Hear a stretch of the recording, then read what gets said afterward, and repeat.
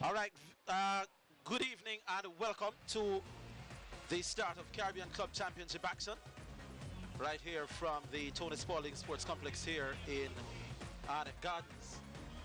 And we are about to witness the game against the Red Stripe Premier League champions Portmore United taking on Club Atlético Pantoja out of the Dominican Republic. The teams you see they're about to make their way onto the field,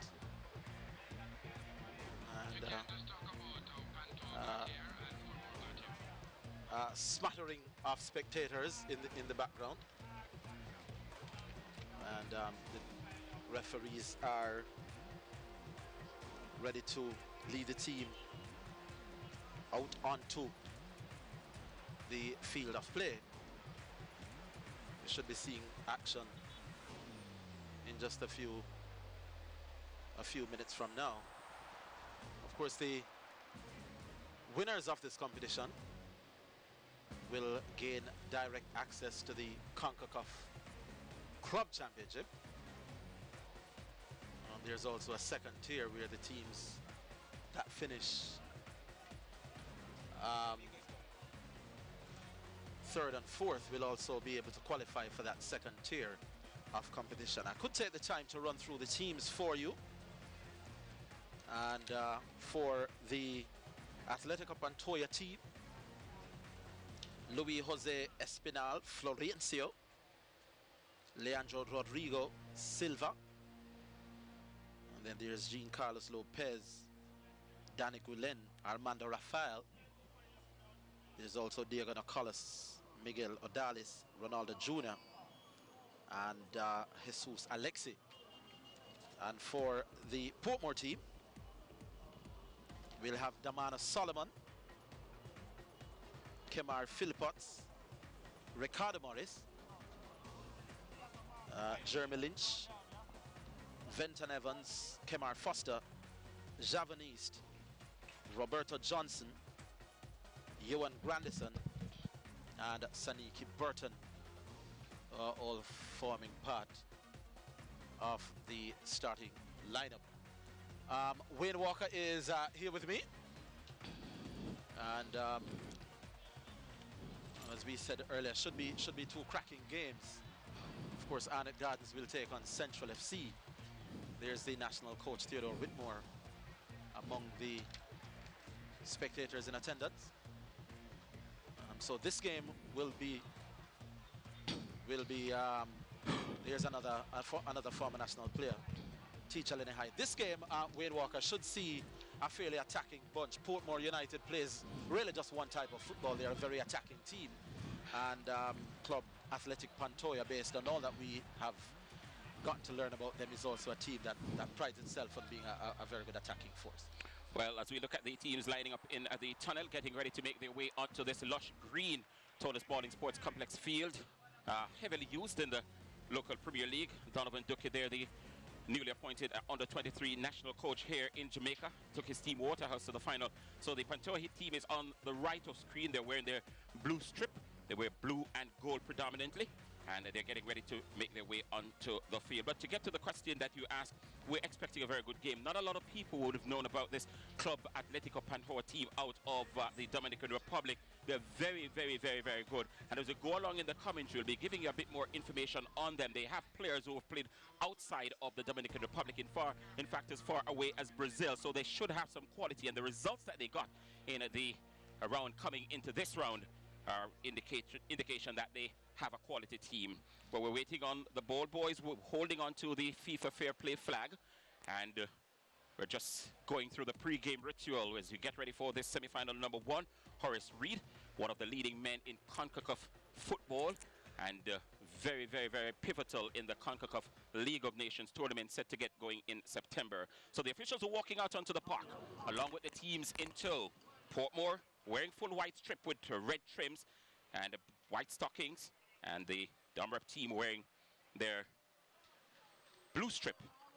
And Orville, not a great deal of fans here just yet, but you expect this place to get more populated as we get deeper into not just this game, but into the evening. I must say I'm a little bit disappointed when at the turnout. I thought for a minute that I'd have a little bit more difficulty getting inside the stadium coming from my own show at 5 o'clock, but it was a fairly easy drive down. Of course, with Arnett Gardens playing at 8 o'clock, we do expect to see a little bit more people filling in, but there's almost more dignitaries here than casual spectators, and the cameras were doing a good job of picking them out. But I must say I'm disappointed at the turnout as the teams start their pre-match routine of meeting and greeting. All right, so the meeting of the teams, but of course the fact that the Pantoja team went over to meet Portmore is a clear indication which of the teams are the host team here, and the officials are working here this afternoon. I will get that to you in short staff. Of course, the match referees out of the United States of America is Jer Antonio Marufo, and he's also working out this afternoon with another American, Corey Edwards Rockwell, and from El Salvador is the assistant number 2, Juan Francisco Gumba Galan. As we look at the starting lineup. This is a team news for Atlético Pantoja. As you look at even the substitutes, they're very, very competent players on this Pantoja team. And their coach has been changed. Apeliano was their coach. Now they're sporting Tejeda. And that's the lineup for the Club Atlético Pantoja team. And the meetings of the captains taking place just now. Nicolas Rebolo, the captain of the Club Atlético Pantoja team, wearing the number 21, and Johan Grandison on the right of screen, the captain of Portmore United. He's a serial trophy winner, and you're looking there at the official party. Marufo is the man who will be in charge of things with the whistle, and this is the Portmore United team, not dissimilar to the ones that we've seen up and down the country, delighting the fans as they went on an outstanding run and ending, of course, being crowned the champions of Jamaica. As we look at the substitute, we see 1 or 2 players who have also worn the national colors there. Rosario Harriet is the one that jumps out at us, and Andre Dice is the captain of the team in the Premier League. Not so here, and they rotated the captains. So Portmore in a huddle, saying their final words. And the same for Club Atlético Pantoja. There they are. So Orville, before we get the kickoff, again, I did ask you this before, but now that you're here, seeing the teams on the field, you're now getting, I'm sure, they itched for this one. Right, I feel that it will be an attacking game. Both teams are reputed to be very good in attack. Neither of these teams I expect to sit back and play wait and see football. We expect certainly Portmore will come out firing on all cylinders.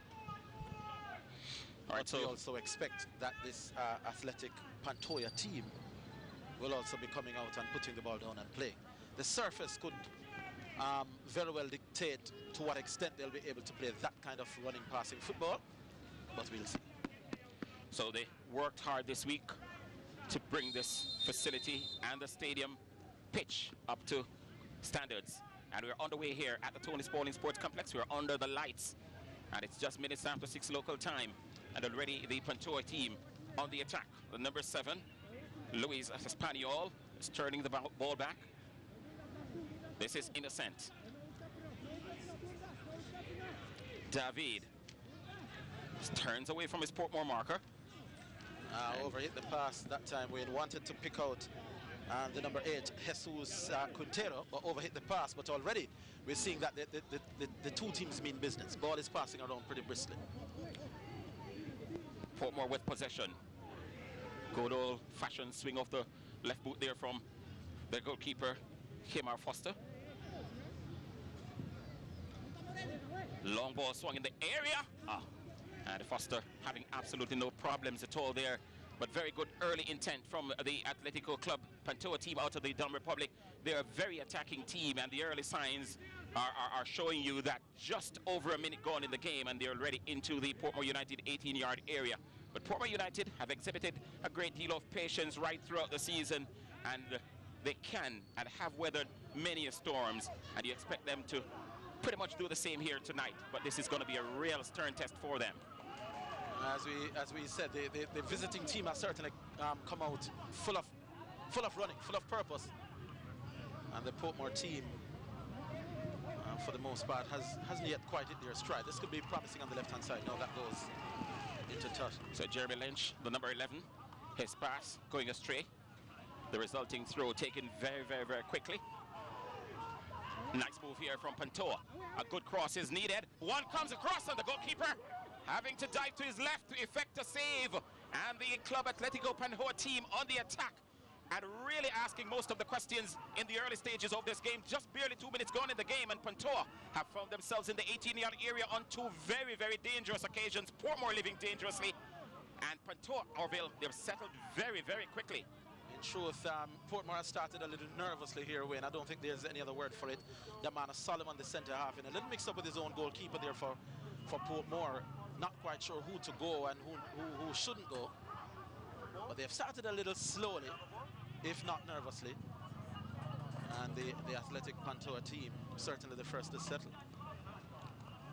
And the Club Atlético Pantoja team, they took part in the Trinidad and Tobago leg of the quarterfinals, if you like. They played at the Atterbolden Stadium.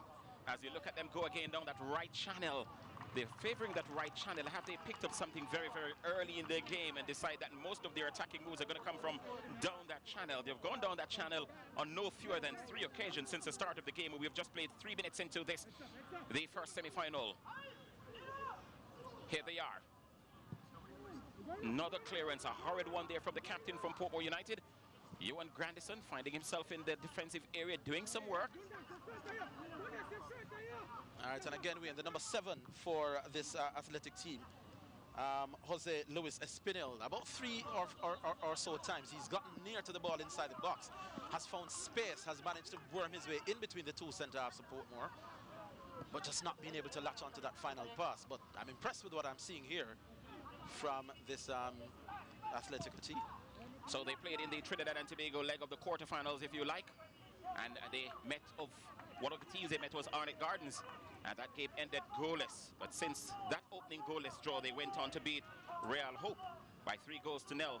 And then listen to this, they beat W Connection of Trinidad and Tobago in Cuba by 3-0. So a very, very good team.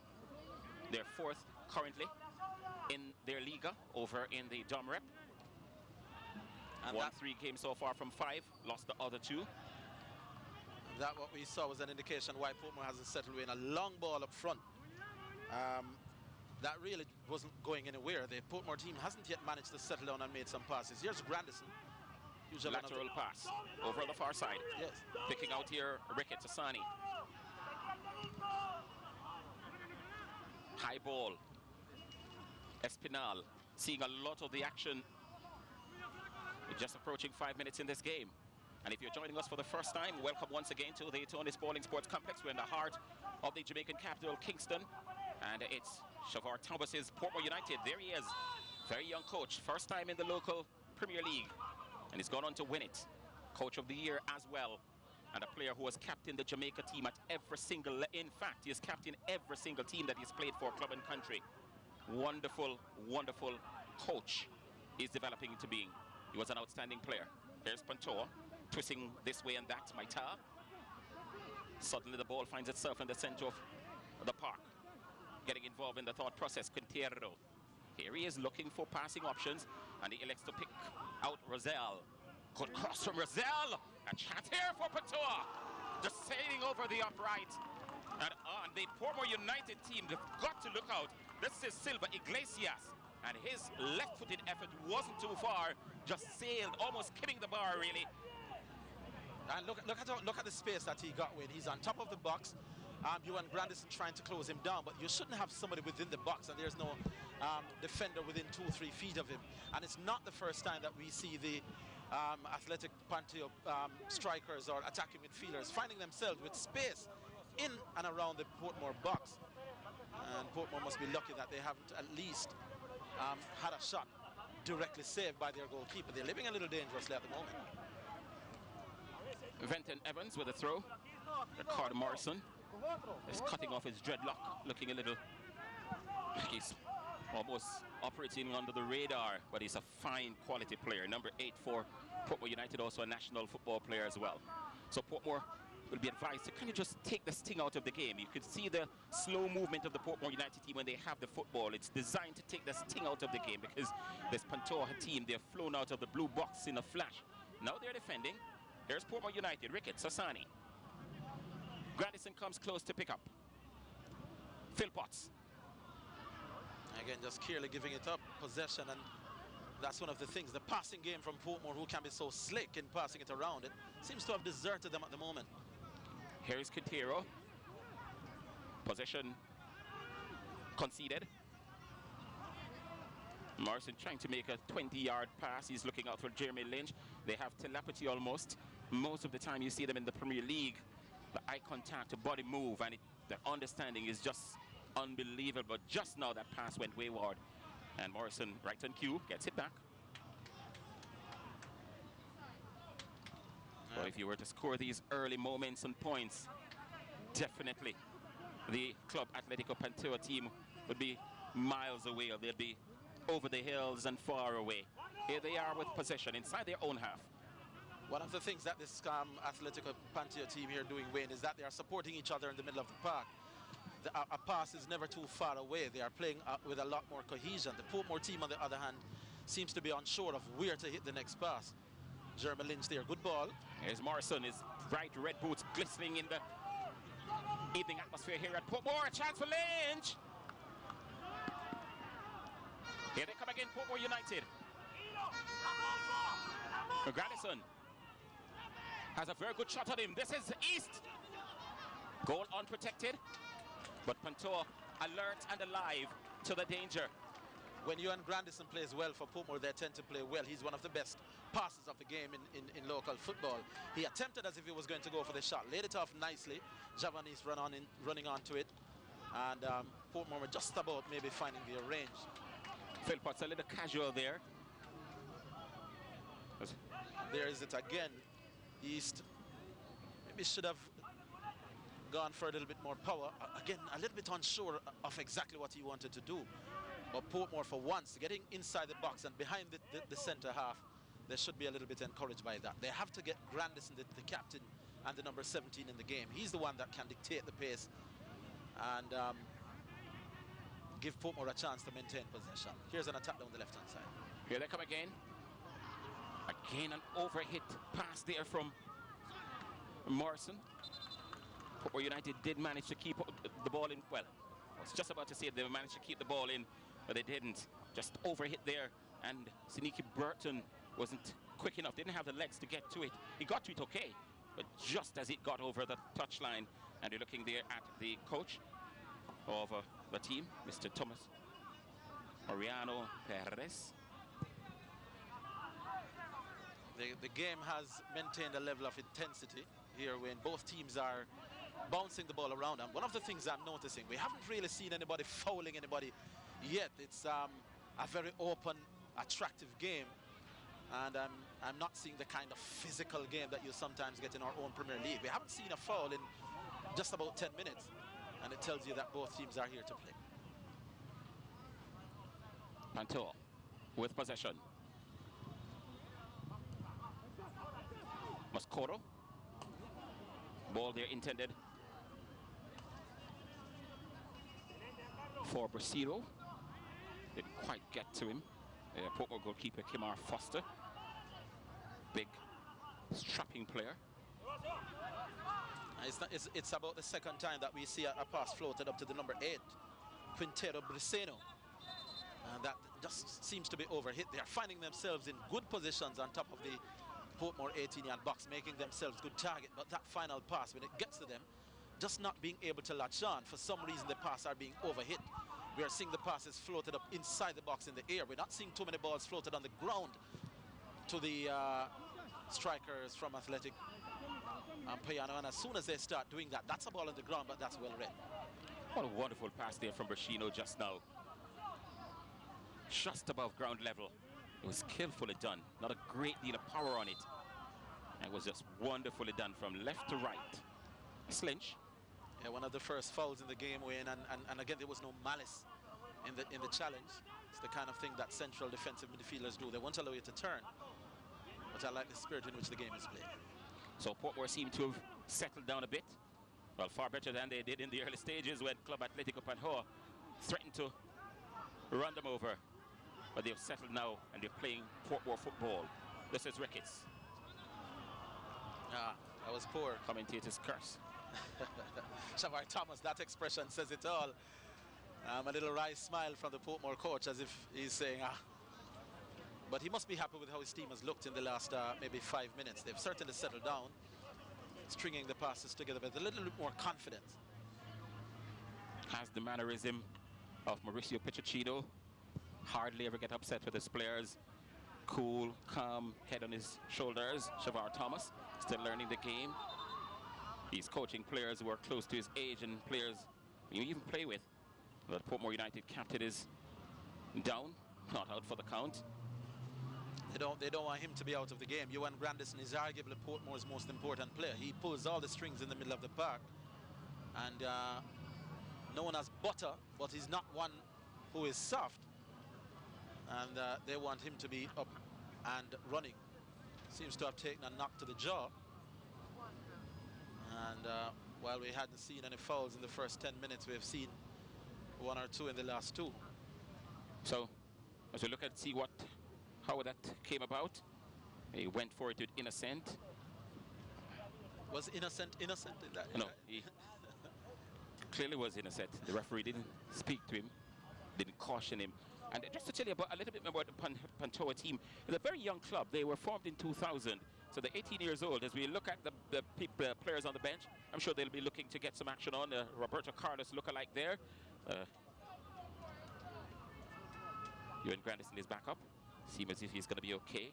The greatest thing for a player when he's down is that he can walk up on his own, and he's doing that very, very well. So he's going to be back in the action in very short staff. But I was just telling you that the Atletico Pantoja team, they were founded in 2000, and of course it's an 18-year-old club, and they've done well in the Dominican Republic. They play in front of 27,000 spectators week in, week out. That's the capacity of their stadium, and as I say, it's a 12-team league, and they're currently lying 4th. They've played 5 games so far this season, the Pantoja team, and they've won, 3 and 2 defeats so far. So there's no gray area for them. It's either the win or they lose. So they've won 3 and they've lost 2. So they're 4th in the standings. Not doing badly at all. Again, we see their win. Another long ball hit towards the box, but again, it was aerial, and the Portmore defenders are fairly tall against the Atletico team, which have fairly short attacking players. The number 8 and the number 7, the number 8 Quintero, and the number 7 Espinal Florenco. So when the balls are floated up inside the box, the Portmore central defenders are getting the better of the ball so far. If the Atletico team hits those balls on the ground, they could create a little bit more problems. Still waiting on the opening goal in this semi-final one of the Flow Caribbean Club Championships. Portmore United from Jamaica, newly minted champions, been crowned champions 15 days ago, and they're now looking to impress in the regional championship as well. We remind you that the winner this weekend will get an automatic spot to the Concacaf Club Championships, and the goalkeeper called into action. Ball bouncing very, very dangerously in front of him. It's a goalkeeper's nightmare when the ball bounces just before he gets to it, and it was an awkward moment for him. And of course, for the first time, they get a check for 50,000, and Pantoja will be looking to make a very, very significant mark into that. And just now, goalkeeper Kemar Foster called upon. He was quite comfortable in the end, but the Portmore defense was caught sleeping once again. Yeah, that shot was from the number 17, Maito Urbaiz, and I was telling you, when the balls come through on the ground, they're doing a little bit better because they're not the tallest. And that one, the goalkeeper was very well positioned. The angle was a little bit wrong for the number 17 player. But he took a good shot. You want the goalkeeper to make a save. And he did that quite well. This boy was named man of the Premier League final, Damano Salmon, and he was on the plane the very next day to the Eastern Caribbean. And a player who has absolutely wonderful talent and a great future ahead of him. He's at the moment playing at the center of the Portmore defense. And so far, despite Pantoja coming into the area on a number of occasions, he has not been tested. Here they are, the Pantoja team, and again, Salmon right on cue, just breaking up that very latest foray into their area from Pantoja. Yeah, not been impressed at all so far, Wayne, with Luis Jose Espinal Florenco, the number 7 for this Atletico Pantoja team. This is about the 4th or 5th time he's been given a ball where he could have gotten the better of the 50-50 chance, but almost every time the defenders get the ball off him relatively easily. He's not had the best of the exchanges in the first 16 or 7 minutes so far, and he could be somebody that the coach may have a talking to round about the second half. There is he giving the ball away again, and the number 7 not having the greatest of games. Throw into Portmore United over on the far side. Played more than quarter of an hour. Still waiting on the opening goal. 1 or 2 very good opportunities have fallen to Pantoja. Javanese's effort maybe 3 or 4 minutes ago was the best we've seen from the local champions here. That's another time that they're trying to get Venton Evans going down this right-hand side here, Wayne, and it has worked for the most part. But I'd want to see Grandison being a little bit more involved. Portmore at their best when he's seeing more of the ball. They're spraying passes to Venton Evans, who they're asked to chase with his pace down the right-hand side, which is one good strategy, but I think it's becoming a little bit predictable. They want to have different forms of attack, and for the moment they're a little bit one-dimensional down this right-hand side. The host team plays a little later on tonight. Arnett Gardens, they're taking on Central. That should be one cracker of a game. But at the moment, these 22 players on this 108 by 54 surface commanding the attention from the fans here and those watching far and near, as Pantoja using up the space. Again, another long ball inside the box. Another time when the Portmore defenders just head it away. I think they're missing a trick here, Wayne. They're hitting the ball long up to trying to find the number 7, especially Espino Florengo, but he's not having the best of games. This could be a chance here. That dummy was a very, very well sold one, and Pantoja still keeping possession. No doubt he'll be looking for at the very least a corner. Didn't get it. And the Portmore United team gleefully comes away with possession. Yeah, the Portmore team was known, Wayne, in the Premier League for being one of the best defensive units in Jamaica, so they're not an easy team to score against. They are very disciplined at the back. Grandison, Evans, still Evans in the area. Went for a shot himself and found that the goalkeeper was more than equal to the task. That time around, when I did say when Grandison has the ball, Portmore looks their best. He did get it, but he did make that fairly predictable pass to Evans, who has been having the better of the left side of the defense, truth be told. I'm not sure that he's used the balls that he's gotten as well as he could. But that was a good pass from Grandison, and Evans creating a little problems for the left-hand side of the Atletico defense. Here they come again, Club Atlético Pantoja, trying to work their magic. They were just stopped on the edge of the Portmore 18-yard area.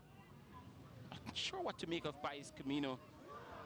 Just yet the man in the cage for Atlético Pantoja is yet to be tested. In the meantime, we look at Pantoja winning a free kick just yards away from the Portmore 18-yard area. And the man who was stopped in his tracks there, Innocent, Jovalnez Innocent. It's a strange name for a footballer to have. There is he, the number 13, Jean Walnes Innocent. This is a little bit too far out for a direct shot, but they loop this one inside the box. Chances are, if they do that, it will be headed the other way. I want to see them with a little bit more creativity in how they try to find their players in and around the box. And I'm sure if you check his roots, he has some Nigerian in him. Only people from Nigeria with that name. Remember Innocent Egbonike, that outstanding 400 meters runner. Nice ball. An attempt there from the number 7 man, Espinal Florencio. And gets E for effort. He's the man that I says, Wayne, has not been having the greatest of games. I mean, that was a difficult ball. It was coming to the back of it. He was attempting a bicycle kick. Here it is. It's not the easiest of balls, but he could have controlled that because he was well away from the defender. The decision-making of the number 7 here, Espinal Florencio, has not been the greatest. Not so sure how many miles we are from Spain, but he would do well to get there and ask for Cristiano Ronaldo and ask for the technique and how you execute something like that. Who can forget that wonderful crackerjacker from Cristiano against Juventus in that Champions League semi-final. So Portmore United with a throw over on the far side. In fact, it's Pantoja's throw. Yeah. And the coach just directing traffic from his technical area. The flag goes up. Offside position. Okay. I was just wondering, Brian. So Mariano Tejeda, he's the assistant coach. Looking at the sheet here, I was just wondering, where's the head coach? And the head coach I was telling you about probably has not been replaced, but not able to make it here. Anyway, the players are here, and they're putting on a decent enough showing so far. He's a busy little man. Recife. Again, that final ball inside the box win does leave a little bit to be desired. This Atletico team has their fair share of balls in the midfield. That final pass, that decisive pass up to the strikers has been, have been found a little wanting.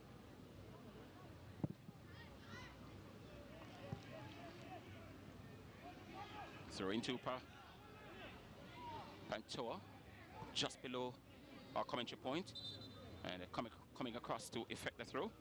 There's a busy little man, Valentin, Carlos Valentin.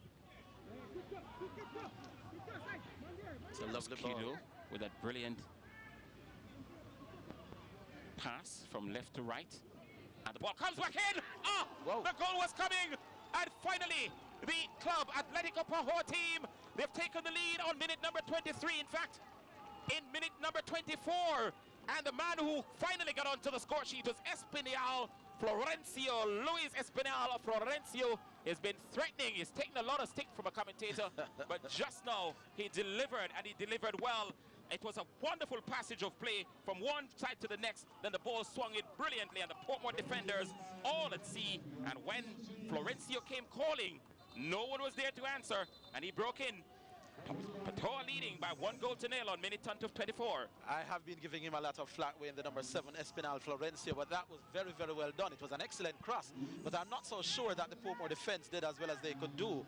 Oshana Ricketts, the number 14, allowed the striker to get ahead of him and really just got a free shot to goal. But you have to give Luis Espinal there the credit. He's been fairly average up to this point, but the strikers will tell you that all they need is one good shot. And he did that pretty well, kept his composure, kept his calm. You really couldn't miss from that vantage point. So all he had to do was get a boot on it and slot it home. But the Portmore defenders, you can't give a man a free shot like that from just on top of your box when a cross is coming in. So it was telegraphed what was about to happen. Poor marking, but the Atletico team 1-0 up. Portmore looking for an immediate response. The Portmore players appealing for a handball. No, says the referee Monufo, and he is instead given a corner. So the first corner of the game, and it is on minute 25. The first goal of the game came on minute 24. There's Lynch. Nah, that was the handball. That was more in hope than anything else from Siddiqui Burton. Let's see what the corner is like. There are 5 white shirts lurking in the area, waiting on the delivery. Let's see what it's going to be like. It's going to be struck from the far side, and all except for one of the Pantoja players are back in the 18-yard area. The only man not taking part in this is Silva. Swung nicely in, but it's just a bit too much power on that one. And Shavar Thomas, just wondering what he thinks about that. Portmore just seems to be lacking in a little bit of cohesiveness. They've done some good play down the right-hand side, but they're just not looking that slick, sure-footed unit that they looked in the Premier League. And this Atletico team, when they're full of pace, they do transition very, very quickly from defense to attack. They don't take a lot of time doing it.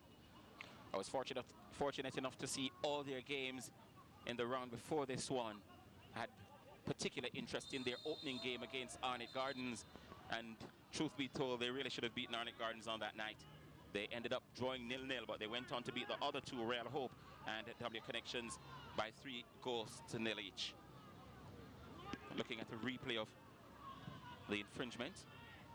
Portmore quick take in very, very quickly. Now they have to chase the game. It's one shot. Ball given away. And look at the pace which with their transition. Very quick down this left-hand side. The goal scored up. Pinheiro, he loses it. He's not the greatest of ball players, mind you. Doesn't have the greatest of touches, doesn't have the greatest of skills. Look like the kind of forward where he doesn't need more than one touch to make it count, as he did when he scored. Quintero. Doesn't seem like the type who needs to have too many touches of the ball. Grandison. Morse. Grandison, his first touch was brilliant. He timed it and paced it very well. And this is the reason why Lynch is in this very good position, and a chance of Portmore United equalize. And that goal was coming. You could really, really see it. The movement from the Portmore United team. And the moment it got to the right of the field and the cross came over, then Portmore United was good value to get back on level terms. And they have done so. So it's 1-1 here at the Tony Spalding Sports Complex. Bai is looking a very, very dejected man. And Ricardo and his teammates are talking it over. Here's Lynch. Does well, looked up and picked his man, Javon East, who has found his way into the national team for his ability to score goals. You have to rate Lynch here. He looked up, didn't just panic. He picked his man, didn't just get the ball inside the box. He knew what he was doing. He was looking for East, and East has a knack for turning up at the right time, at the right place. Has done enough to get a national call for doing exactly that. Presenting himself inside the 18-yard box. Javon East with a good goal. Looks simple, but you have to be in the right position, which is half the work of being a great striker. Good work. It's 1-1. So a game that was crying out for a goal up to minute 24 has suddenly gotten 2 in 3 minutes. And now the teams will have to go for it. As I say, it's one shot. You lose tonight, and you've got to play for the minor placings. $50,000 US for the winner and an automatic spot to the Concacaf Club Championship round. And from that round, you could find yourself playing against the likes of Real Madrid, the likes of Barcelona. Well, not this year, because Barcelona did not make it to the Champions League final, but you could find yourself playing against the likes of Liverpool and all the other club champions in the different confederations. But that's some way away. Let's deal with what we have in front of us. And what we have in front of us is a game that's simmering. A game that cried out for a goal in the first 24 minutes. And then these two very skillful and openly attacking teams have provided us with 2. And I'm sure there's more to come. We did say, Wayne, that the game was about to be attacking. And it had certainly lived up to that. The first corner for the Atletico team. But the fact that we've only had, I think, 2 corners in the game, it doesn't speak to the kind of attacking play we've had. Both teams are really going all out into attack. Leonardo Silva has gone across to take this corner for Pantoja. They have committed bodies forward. In fact, 6 in the area, 1 lurking just on the edge of the D. Nicely floated. Ah, what a wonderful goal from Pantoja. Well, the referee has called it back. Has he? It does seem as if it is standing because the players are celebrating and the Portmore players are the ones who are complaining. But Pantoja, yes, they've in fact taken the lead. So just about a minute and a half after restoring parity, the Portmore United team has given up another goal. And it was another open goal because when the ball came across, the marking was just atrocious on Portmore's path. You shouldn't allow on a corner kick. Eduardo Ernesto, that's the name of the number 32. Look at the corner kick. It came across and he rose. No, maybe I was being a little bit too harsh on the defenders because did he take a deflection of Salmon? They did climb. It does seem as if it took a deflection. Let's look again. Did he take a deflection of the defender? Have another look at that from another angle, but it does seem as if it took a deflection of Salmon. But he doesn't mind. No, he doesn't. I was saying I was going to be a little bit harsh on the defenders. What you want them to do is to jump with the attacking players to make the header contested. They did that, but just missed the flight of the ball. Maybe jumped a little bit too early, so they were on their way down while Eduardo Centeno was timing his jump to perfection. But truth be told, Wayne, the defending for Portmore has been found a little wanting. They've been a little scratchy in that central defensive area. Apologies to our viewers if we made things a little uncertain there for you, but the referee sprinted to the area and it seemed as if something was amiss while the Pantoja players went celebrating. Eventually, though, we got the confirmation that the goal was legitimate. 3 goals in like 7-8 minutes when we hadn't had a goal for quite some time. Both teams playing very open attacking football, and I'm not surprised that we've already had 3 goals with just over half an hour gone. And in addition to the quality being exhibited here by the Pantoja team, Portmore will also have to deal with the level of fitness. They're a very, very fit team, this Pantoja team. And they've not stopped running since the start of the game. Can they keep this up? It does seem as if they're up for this one. They have the bit between their teeth for this one. They have a free kick coming up, and the first yellow card of the game has been shown. And it goes to the Portmore number 16. That's Johnson, Roberto Johnson. Yeah, he definitely pulled down Espinal Florencio. Really just wrestling him to the ground there. The player was maybe on his way to goal, so I can understand that he probably felt he had to take one for the team. So the first goal in minute 24, the first corner of the game, minute 26. The second goal in the 30th minute, the third in 31, and now the first card of the game in minute 33, really. Free kick to Pantoja. Ball floated nicely. Nice weight on that as well. And Portmore will have to hurriedly get the ball away, which you've done so. But this is Silva. First touch wasn't the greatest. And it has resulted in possession to Portmore via throw. Silva in the number 8 win. He's one of the midfield players that is creating some problems on the left side of midfield. He's very quick, and he's also very good at creating scoring opportunities. He's one of the people that the Portmore team will need to look at as the game unfolds. He's one of the playmakers in midfield, and sometimes you have to shut it down. There's a header again. Did it come off the... yes, it did came off the defender's knees. Sent the goalkeeper the wrong way. And maybe that is what put the Portmore goalkeeper off, because he was looking in very good position. Goalkeeper comes... Here's a chance for Portmore United to equalize. Calamitous defending here from the Pantoja team. Their goalkeeper was all at sea. When that ball came into the area, all he had to do was to get something on it. He got nothing, and Portmore took all the marbles. Javanese with a double for Portmore tonight. It's 2-2. I did say earlier, Wayne, that Javanese has the knack of just being in the right place at the right time. This is a striker's instinct. He felt the average forward would think the goalkeeper would have come and claimed that. But Javanese is what they call a goal poacher, never gives up. Look at that. The average forward would give up on the play. He didn't. And the opportunity presented himself.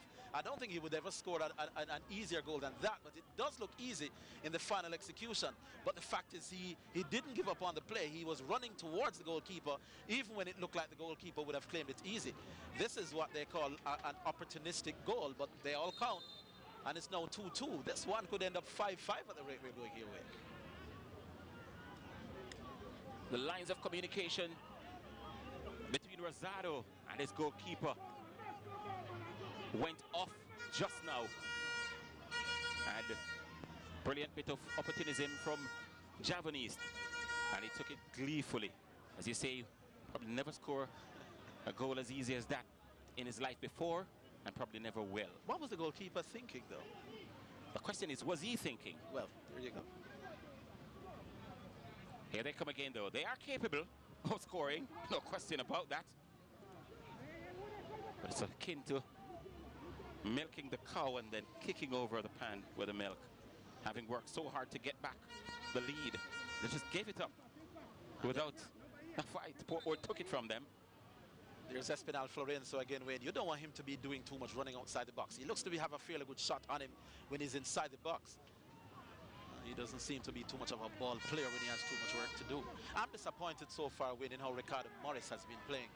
He has done very little. Here's another predictable pass to Venton down the right-hand side. Let's see what he does with it. Here's Venton. Did well to get around his marker. And in the end, was just too much to ask of him. There were two of them around him. And the moment he got away from one, the other was right on him. So it was always going to be very, very difficult for him to come out the winner on that occasion, and he didn't. And look at that was another good pass from Grandison. I said that when he plays well, Portmore plays well. But I just think the passing has been a little bit too predictable on this side. Goalkeeper Miguel Baez, wonder what he might be thinking just now. And this has the potential to play on his mind. So the longer the game goes without the ball going into his area, the better for him. Here's the man who gave Atletico Pantoja the lead, Espinal, twisting one way then the next. That's not his game. Really, that's not his game. Almost looked a little bit comical. He was ending up, as we say, shifting here in Jamaica. Almost shifted himself. And was just twisting and turning. Another throw into the Pantoja team. Carter Morris not happy with that call. I'm disappointed with how he has played, Wayne. When Ricardo Morris is at his best, he's very tricky, takes on people, makes himself a nuisance to defenders. He's really neither fish nor foul in this game. He's not playing up front as an out-and-out striker, but he's not really spreading passes in midfield either. He's not the player he was 2-3 seasons ago. Jesus Quintero.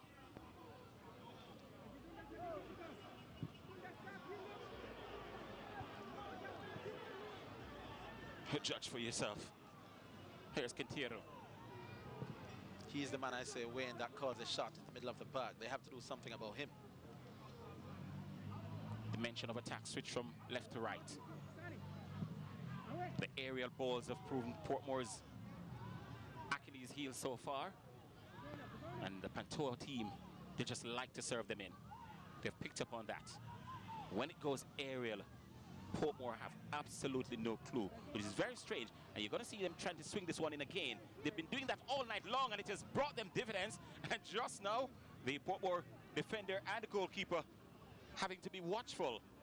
Yeah, the Portmore defense, Wayne, has been a little wanting in their decision making as to who goes for what.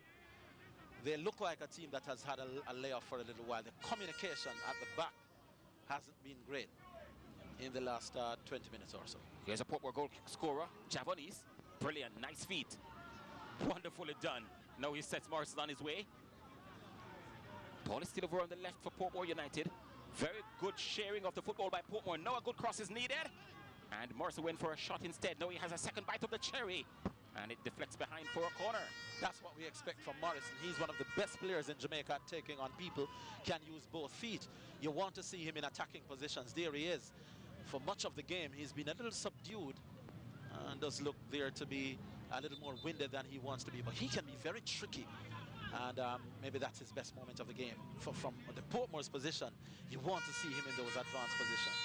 Portmore's second corner. And from a similar spot, from the far side, and the same player has gone across, the captain himself, Ewan Grandison, to effect this corner. And Portmore, they've committed bodies. 6 in the area, 1 lurking on the edge of the box. That's Morrison. And the goalkeeper pulled away from his cage. He's in trouble here. And his defenders bailed him out. Danger not averted, because Morrison deciding to go for a curling ball that had just a bit too much height on it, and in the end a bit too much pace as well. All right, there's the corner kick. Well, there's a yellow card there being shown. And the recipient there was Maita. Armando Maita, it seems, the number 17. He was closest to referee Marufo. Is that correct?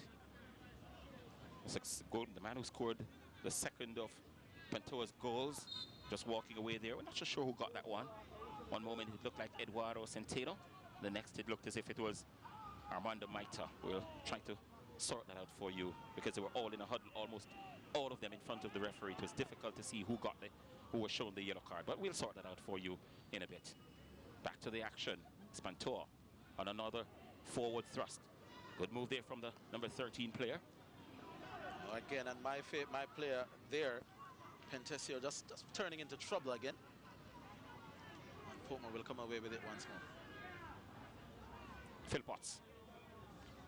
Skillfully done by Philpotts. Ricketts, it's now back to Solomon. Grandison just taking the pace of the game down a notch. Portmore almost taking a minute off here in this game. Like to see Grandison on the ball. He usually makes the right decisions. Lynch. Ricketts. Grandison. East. Well done. Brilliantly done. Nice, very good team move there from Portmore United. The only crime they committed on that occasion was not to put the ball in the back of the net. But it was just brilliant. Oh, this was the shot from Solomon earlier. They were wanting a penalty, but that was ball to hand. I don't think the defender deliberately did that. And Nicholas Rebullo was the man who picked up the yellow card that time around. But again, when that shot shows why Javanese scores so many goals. He's able to turn on a dime, and that time around didn't miss the upright by a lot. He's one of those players in the local Premier League that doesn't always go for brute force and power. Learns to place the ball quite well, and that time around was just yards off. What he has are the two most important things you need as a striker: instinct and intelligence, and he has them in abundance. Indeed. Long-range effort, almost taking out the Portmore captain. Ewan Grandison stood very, very firmly on that occasion, but what really great deal of power packed in that one. I think both teams now, Wayne, would not want to concede before the end of the half. We may just see the game. Both teams may just slow the pace down a little bit. It has been rather frenetic for the first 42 or 43 minutes. Has been attack after attack after attack. The Mount of Solomon found himself in the 18-yard area. More than that, he got a shot off. More than that, he was appealing for a penalty. Yeah, there we see the team just passing it around at the back. I figured that this would happen, just to cool the pace down a little bit. Free kick won by Portmore. And Burton saw the player he saw the player coming through his peripheral. Another great pass from Ewan Grandison. And invited the tackle. That was just a part of eating up a few more seconds. There's just a minute and about 40 seconds away from the end of the first half. It's a great deal of stoppages in this game, so we can't see more than, at best, 2 minutes added, if that many. So the card was shown there for protest. And it was the captain who was shown the card, Nicholas Rebeo. There's your goal scorer. He got the opening goal. Seemed like years ago. 3 more came in since his. All right, just a little tussling, but you'll see that. It's been a very good football game, very watchable, and the goals can't hurt. And the fact we got 4, it gives an indication as to the attacking prowess of these two teams. Here they come again, Portmore, looking to end the half on a floor. This is Evans, normally operating on the right. It's a no-look pass, Ronaldinho's style. Ricardo Morris has to take it to the defender as well. The last time he did it, it was to good effect. Not sure why he's inclined to sit back. That's not his game. His best game is when he takes on people. And it's a time of the evening that people look across to the 4th official. And the 4th official tonight is Joel Aguiar from, looks like, El Salvador. Looking again at that incident. And he's going to show 1 or 2 minutes. Can't be more than 2. We didn't have a great deal of stoppages. 2. Quintero with possession. So we're into those 2 bonus minutes. Yeah. The teams are playing it out like their bonus minutes. They're protecting what they have before heading back to their respective dressing rooms, and to give the fans a chance and the commentators a chance to refresh themselves. But we've seen a very, very, very good football game so far. It's not done yet for the first 45 minutes, because we're into the 2 added minutes. This is Quintero. Almost with surgical precision, that pass from Quintero. He's going to get the pass back, and he's going to give the return, and he does so. Almost predictable. Wonderful team move here from Quintero. And a very close shave there. Very close call for Portmore. They're not out of danger's way just yet. Quintero spots it. That hurts. Still a chance. They have equal. Well, they've taken the lead for the 3rd time in this game. That goal was coming. And Pantoja, one thing they guarantee you are goals. They guarantee you concession of goals as well. where you can put your bottom dollar on them getting goals, and just about a minute or so before they go back to the dressing room, they probably will go in with the advantage. They lead by 3-2. Espinal Florenzo, again, I've been critical of his decision making and his ball handling skills when he's outside the box, but when he gets a chance inside the box, he makes it count. There's a cross coming in. The Portmore defenders, well, that was a deflection. It was difficult for them to do anything, but lurking was Florenzo Espino, or Espinal Florenzo, and again, capitalizing on an easy chance. You don't really miss from that position. It's not what you would call a brilliant goal, but it was brilliant positioning. And we've seen 5 goals in 45 minutes. And the Portmore players, I am 100% sure, if you talk to them at the end of the game, they'll tell you that they were put off by that really rasping shot that took out one of their players. I was trying to see who that player was who was taken out. Looks like Osane Ricketts. And they were put off a bit by it, because even me myself was put off by it. I kept watching the player to see how hurt he was, but the referee is under absolutely no obligation to stop the game. The players, I should say, have no obligation, the opposing players, to stop the game. The referee didn't do anything about it, and they went on, and the Portmore players just didn't switch back on. And that led to the concession of that goal that will see them go into the break trailing for the 3rd time in the game. They've come back twice. They need to do it again if they're going to continue on their journey for this $50,000 on Sunday night right here, and the title of Caribbean Club Champions, and ultimately into the Concacaf Club Championship. So at the break, it's Portmore United 2, Club Atlético Pantoja 3. All 3 goals, Wayne, have been scored about 10 yards or closer to the opponent's goal. And when a team can be scoring from that close to your goal, and all 3 times the attacking players had relatively free shots, it tells you that there is a little mix-up in the central defensive area of the Portmore United team. They are giving up easy shot-taking opportunities fairly close to their goal. All there right, it is, though, half-time. So the teams are heading back to their respective dressing rooms, and we're going to head back to studio for a break.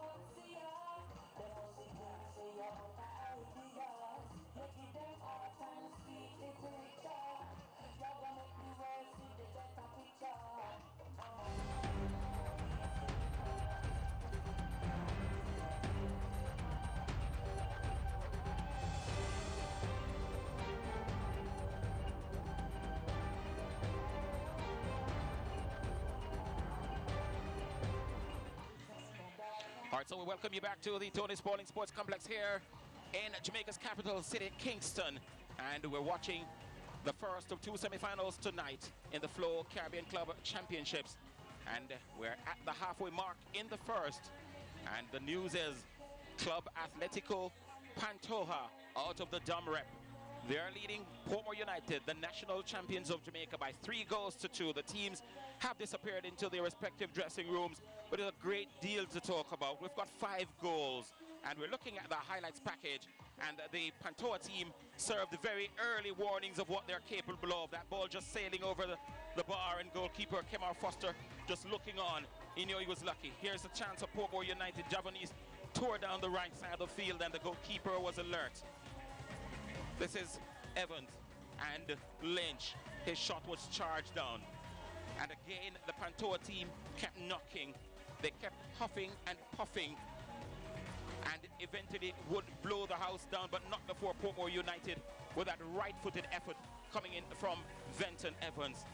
But lo and behold, the man they call Espinal, he reacted quickest in the area when the Portmore defenders were asleep, and goalkeeper Kemar Foster was beaten, and that was 1-0 on minute number 24, and the entire bench was happy and celebrating.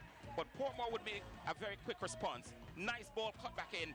Javanese, an intelligent striker, an instinctive striker, and the key to that was that he kept watching the ball all the way, and of course his understanding with Lynch helped some.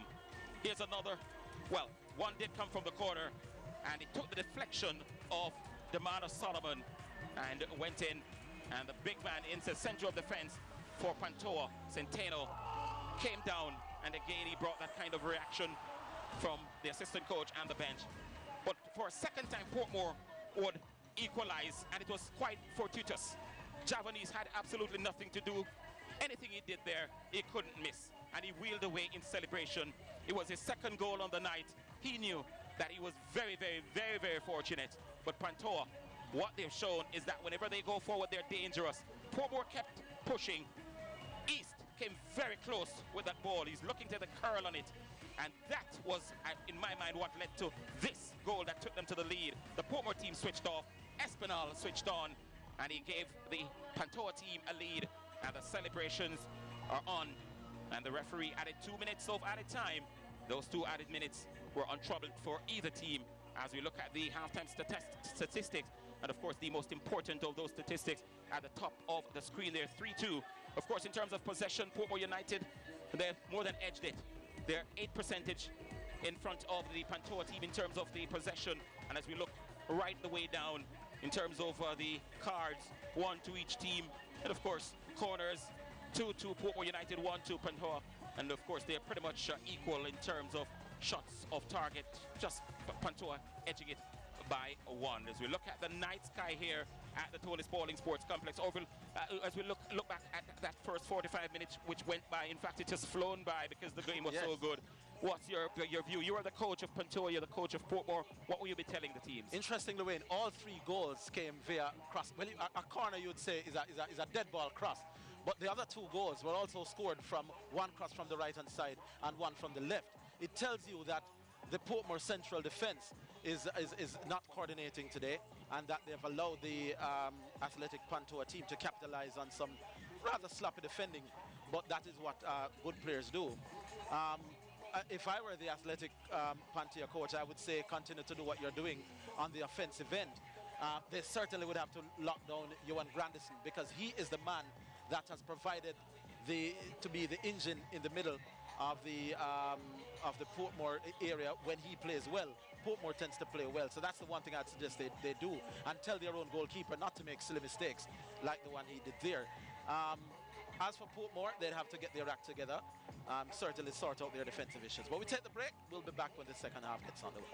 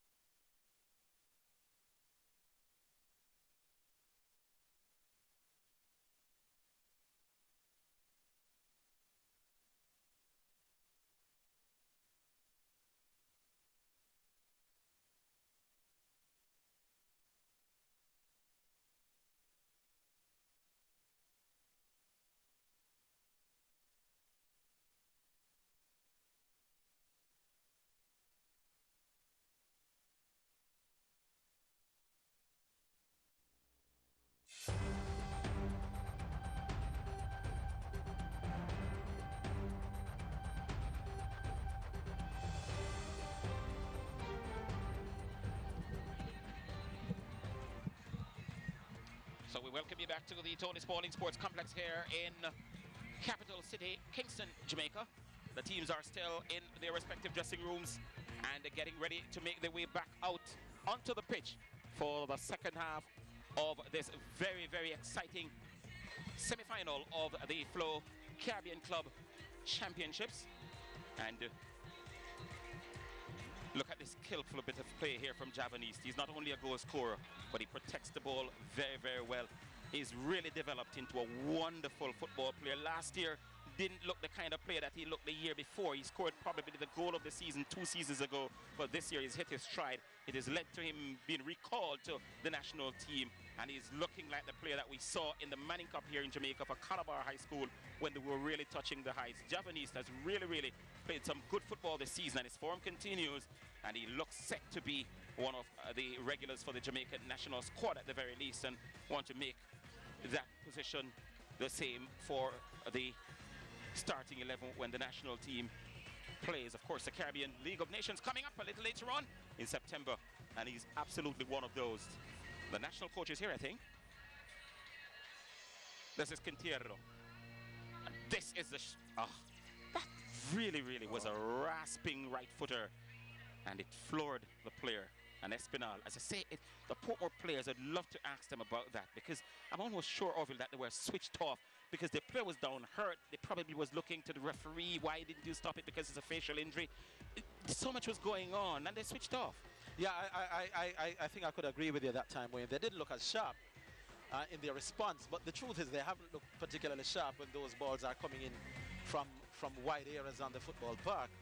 It's been the worst defensive display I've seen from this Portmore team. I know that if a team concedes 3 goals and a half, it's an easy call to say that they're not defending well.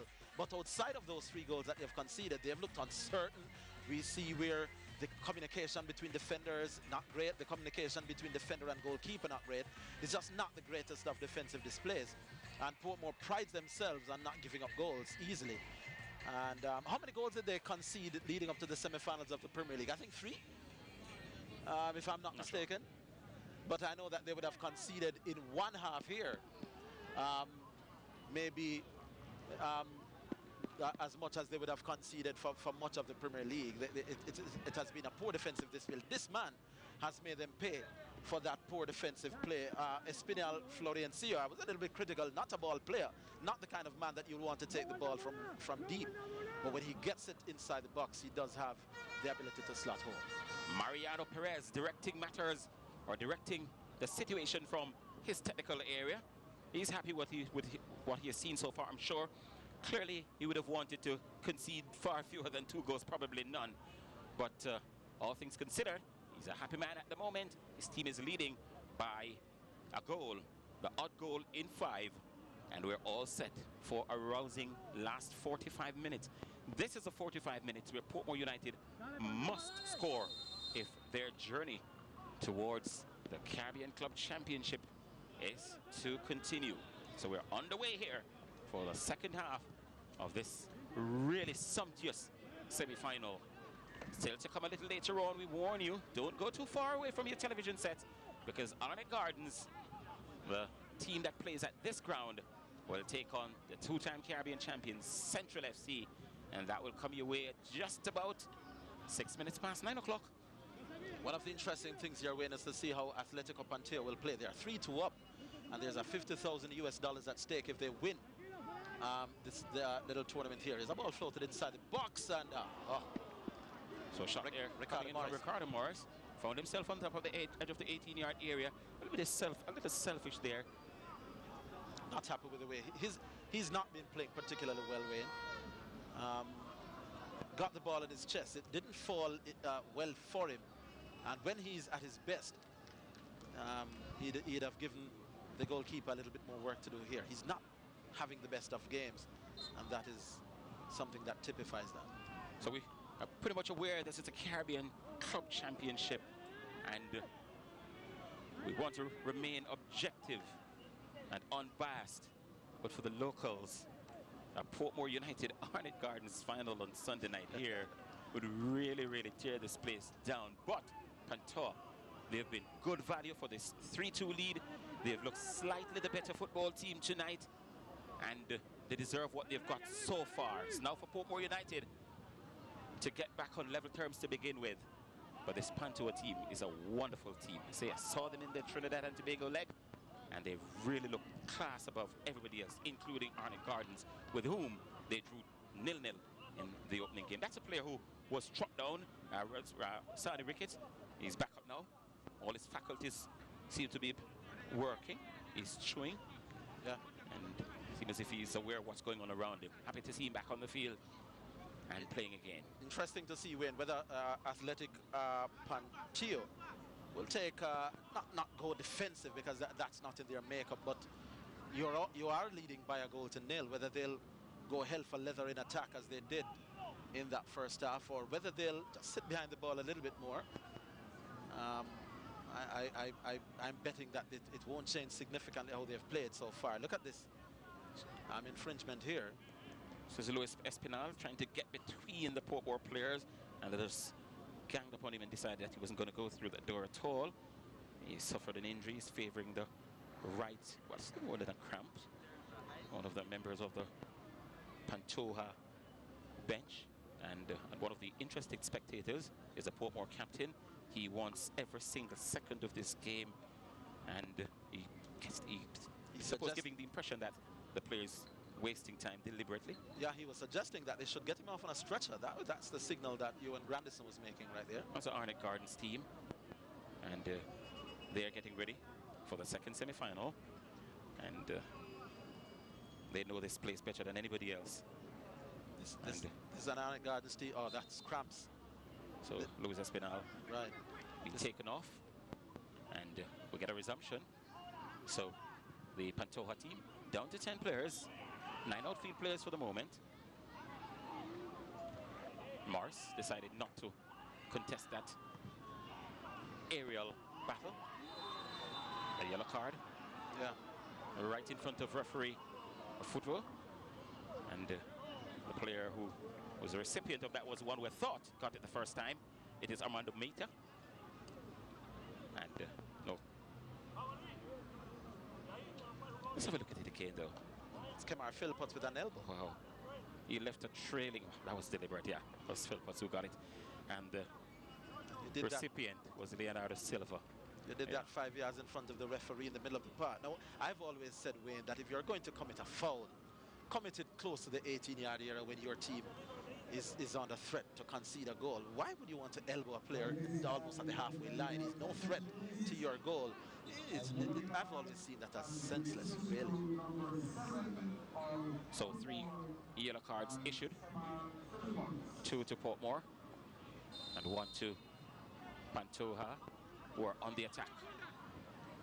If you're joining us for the first time, welcome. Here's Pantoja again on the attack. Not yet out of danger's way. All is bubbling in the area. And now Portmore come away with it. Or do they? Comfortable on the football, this Pantoja team. Do they look to be playing a little bit more defensive?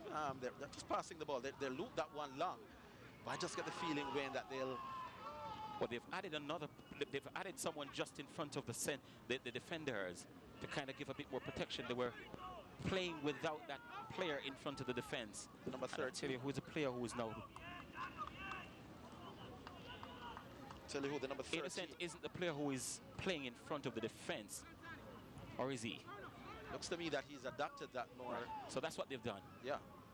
They've brought him back a little bit into defensive midfield to protect the centre halves, which is what I thought they would do. But it doesn't stop them from making attacking forays, but they're 1-0 up, and they're not going to be they've kept the 3 at the front. Only that Espinal is off the pitch at the moment, but they've kept the 3 at the front. In fact, he's back on the pitch. So they've got the 3 in front. They've got the number 10 almost playing a number 9 role. So they're operating predominantly with the 2 front men, and Silva, Leonardo Silva, coming in to assist, almost playing in a number 9 role. He's wearing the number 10. It's almost a number 9 role he's playing. I think Portmore eventually will have to do something about Ricardo Morris here, Wayne. His game, I think, is to take people on. There's he going to take the free kick, which is fine. He's a good 2-footed player. This begs for a player to swing it in and in swinger from the left. Not a bad effort, that. In the area, the goalkeeper. Portmore United. It's Dervin Lynch. Yes. Did he get a header onto it? Yes, he did. You bet he did. And Portmore United for the third time tonight. One thing you guarantee from Pantoja is that they'll score. And the other thing that you guarantee from them is that they'll concede. And they've done both tonight with equal measure. It's 3-3.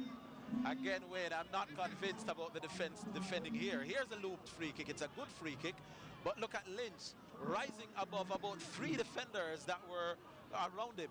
You have to be able to get ahead to this if you're a defender. All 3 of them. Lynch, who is a fairly tall, but look how high he jumped. And the defenders were nowhere around, really. They were just jumping almost for the sake of jumping. You wonder if they were really going after the ball. And both teams are not being particularly great in defense, but that was another ball that you'd almost have to say was crossed inside. It was not from the widest of angles, but both teams have struggled with balls that have hit from wide areas inside the box. And Portmore United are yet to take the lead tonight. They've had to come back on all 3 occasions. Indeed. And just now they have to defend again. The Pantoja team, once they concede, they go forward again. This is Silva, Leonardo. You'd have to say we have seen 6 goals, and there really isn't a goal that has wowed you to say, wow. You have to say, for the most part, pretty defensive. Here's Ricardo Morris. That isn't a bad pass, is it? No? And the best thing the goalkeeper has done tonight, because he's really at fault for the last 2 goals that Portmore United scored tonight. We have seen 6 goals, and we have seen 6 decent goals, but nothing spectacular. Lynch. Too much weight on that one. Overcooked. The good vision, good intent, but just the execution wasn't there. Overcooked that pass. But Portmore United, having restored parity for a 3rd time, seems as if they want to, for the first time as well, to take the lead. That's Lynch, your goal scorer. Get the faintest of touches on that ball, and by his in goal has been really, really woeful. Yeah. And this Athletic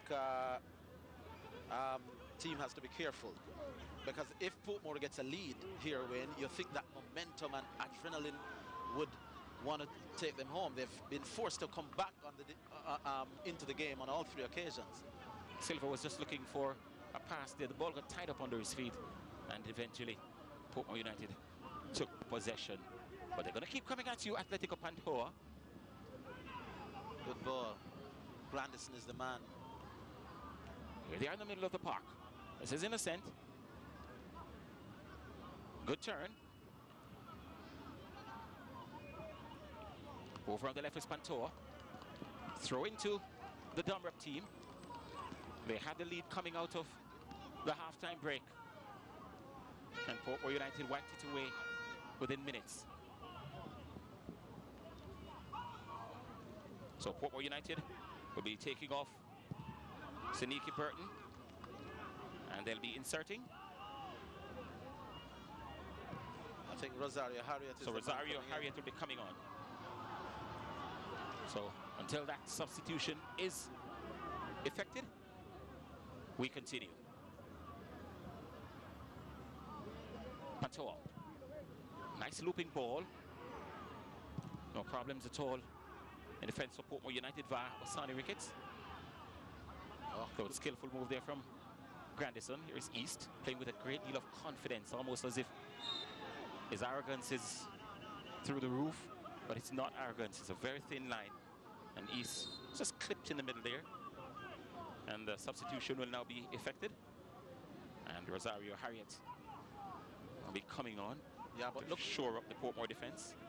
Look where East was fouled, Wayne, in the center circle. You don't want East to be in your center circle when it's a 3-all game. You want him a little bit closer to the opponent's goal. But there hasn't been a lot of through balls through the middle of the park, despite being 3 goals up. A lot of the goals have come from crosses from wide area for both teams. Rosario Harriet, they're coming in for Seniki Burton. Rosario Harriet was one of the best overlapping wing backs for Jamaica at one point in time. Interesting to see what his role will be.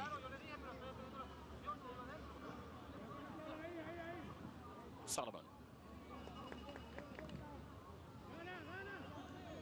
Searching ball. Shots on target. Oh, well done by Baez. Yeah. Just 3 touches of the ball, over all on the right side of the field. And the goalkeeper protecting his near post very, very well, like all goalkeepers ought to. So look at it again. Yeah. Still couldn't hold on to the ball.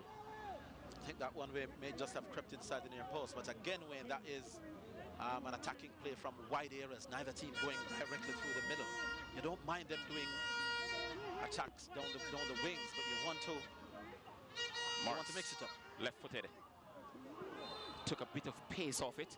He just wanted it to float with it just high enough where it could fall for one of his players. They were all dotted around the 18-yard area and inside the 6-yard box as well. And in the end, the Pantoja team live to fight another day. Yeah. I think the Pantoja team, Wayne, has lost a stride. They've lost a step or two. They were very attacking in the first half. They came out with a 3-2 lead. We sensed that they just took their foot off the gas a little bit, but may have just lost their momentum and their rhythm by doing that. And may just struggle to get back that fluency that they had in their attacking game. See, they're just passing it around at the back at the moment. And one of the things that could be responsible for that is coming out of the halftime break with a 3-2 lead, you'd have had a plan to protect that lead for as long as possible. The fact they lost it that early, it might have broken their spirits, and they'll have to almost start all over again. So that plan would have gone through the window, and they'll have to go to plan B. Yeah, and this Portmore team looks to be a little bit playing with a little more energy. That's a bad pass. Well, is it? Well, it appeared to be a bad pass, but in the end, it turned out to be a pretty okay one. Here's East. He thought about a shot there. Goodison, well, Grandison. I'm caught between the Grandisons and the Goodison. Ewan Grandison, whenever he gets anywhere near that area, he's got to be selfish. I like him as a player, Wayne. He passes well, reads the game well, not selfish, makes good decisions. Though the ball was over the top, you could see what he was trying to do. Was just trying to curl it to the goalkeeper's left-sided post. Went over the bar. Meta and Espinal, the 2 attacking players who are leading the line for Pantoja. This is Innocent, Jean Innocent. Quintero, shot charge down, but they get it back. Pantoja, nicely floated ball. And the clearance in the end from Osani Ricketts. He's having a very good game for Portmore United. Here's Morris. Ricardo Morris is upset that there was no card. The referee has given you a call, Ricardo Morris. Calm down. He got away from his man. This is what I want to see him doing, Wayne. Take on people. Yeah, that wasn't cardable at all. He's begging for it. Didn't get it. First touch of the ball for Rosario Harriet. Second half substitute. Not the quickest. Not surprised the ball ran away from him. Didn't have a great deal of pace on it. Just enough for a 10-9 sprinter to get to. From what I remember of Rosario Harriet, when he was usually overlapping from the right-hand side. He's always a big player, but he looks a bit heavy. Yeah. But he's clearly there to play in that left-hand side of the midfield. Rosado to Rosario. Good ball that. Johnson to Lynch. Both players from the Portmore area. Grandison, had it gotten to him just maybe a split second earlier, would have gone for the shot. That's the kind of player he is. He's a bull. He's a beast. It's clear here, Wayne, that the Atletico team has lost their fluency. They've not have playing with the same rhythm. Look at that. The concession of that early goal would have done a lot to dampen their spirits and to dent their confidence. A good chance of Portmore. Oh, the goalkeeper bias and a follow-up shot from Morris. Morris and Grandison getting in each other's way. And all of a sudden we have a counter-attacking move in our hands. And a free kick to boot. A little nudge. A yellow card as well. So a lot happening in that one passage of play from one area to the next. Yeah. And we finally ended up with a free kick to Pantoja. Osana Ricketts is what they call a professional foul. Well, this is the action at the other end. Good work there by the goalkeeper. A shot there from Ricardo Morris that was blocked, and then himself and Grandison. And there's that little push by Ricketts. And because the man was on his way to goal, and the referee may have just said he may have been the last defender, had to give him a card. Maybe you can't blame Ricketts. Didn't have the pace. The player was getting away from him. I suppose you can take that one for the team. And just looking at Baez, Miguel Baez, the goalkeeper, in the last maybe minute or two, he was forced into 2 decent saves. You start to wonder what went wrong with him on those 2 goals that he conceded, because they were really, really, really soft goals. Ball floated in the area.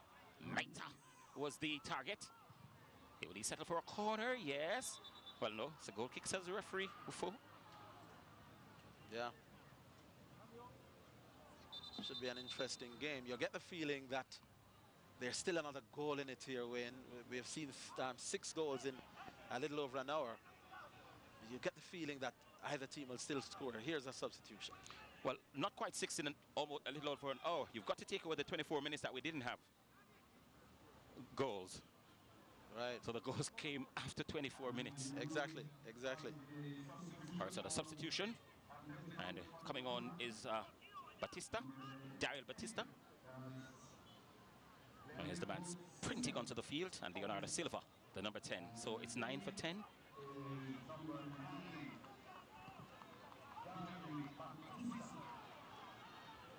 Batista has gone Wayne into an attacking midfield position.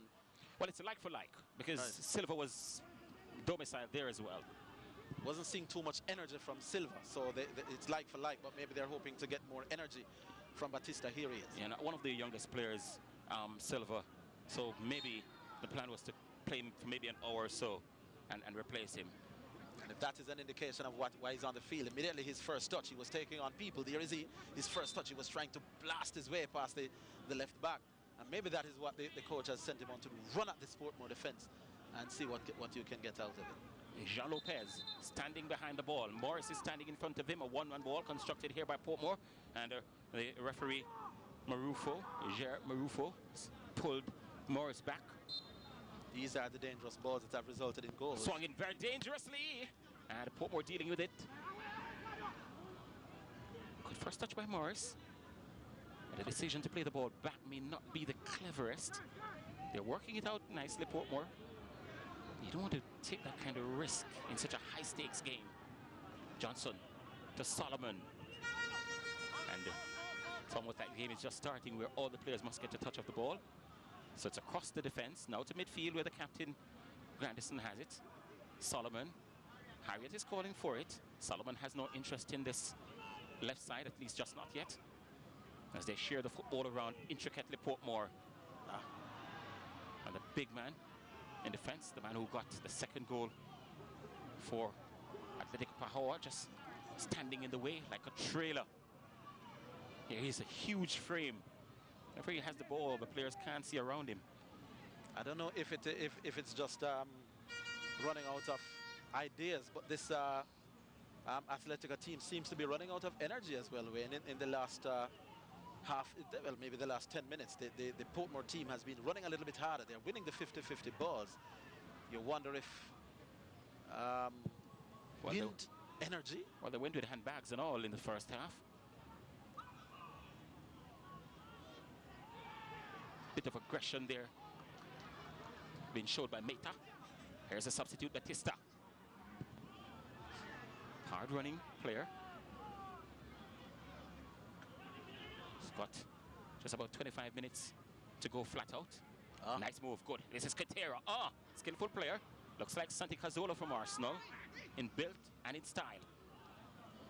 A telescopic right leg stuck out there by Morris. What's the referee doing here? Or was it Ricketts who did? Not sure why would the referee do that. The Portmore team already had the ball. Granted, they were maybe about 10 yards more forward than that, but I would just have allowed the play. Here's Pantoja. Batista just came onto the field, seeing a lot of the football since coming on. Right on cue. So it's 8-9. Harriet. Too much for East. I like what Harriet was attempting to do there when he darted central, looked to be passing the ball on the right-hand side. Javanese was coming up the left, and that almost blind pass, hoping to catch the defense by surprise. The intent was good, the execution was wrong, but I like the idea that time around. Here's East again. Portmore's got to be careful about the weight they're putting on these final passes. There are about 3 or 4 that I can readily count where all they needed to do was just to take the weight off the football. Here they are in the middle of the park, Pantoja. They led on all 3 occasions. And of course, the score in the game graphically demonstrated on the top left-hand corner of your screen. This is Innocent. Overhit. And Innocent, his role when usually Portmore players down. Yeah. It is Venton Evans. And he's calling for someone to come and to operate on him the old-fashioned way. So Portmore United will bring on Giovanni Willis, and Mr. Phil Potts will be leaving us in short staff. So it will be 6 for 7. Shouldn't have a stoppage. Is the player still on the field? Can't see the line from here. Venton Evans, Wayne, one of the reasons why he's suffering from cramps, I'm no doctor, but he's probably done more work than any other of the Portmore players with those runs down the right-hand side of the field where he was almost exclusively fed. He has already done 90 minutes worth of work in the 68 minutes we've played so far. Shout for handball from the Dominicans. No, says referee Marufo. They have an opportunity to get back in, and a chance. They guarantee you goals. They do guarantee you goals, and for the second time tonight, Eduardo Centeno has appeared on the doorsteps of the Portmore player, and now the celebration on the bench is a bit more muted, maybe because they know they concede almost immediately after scoring.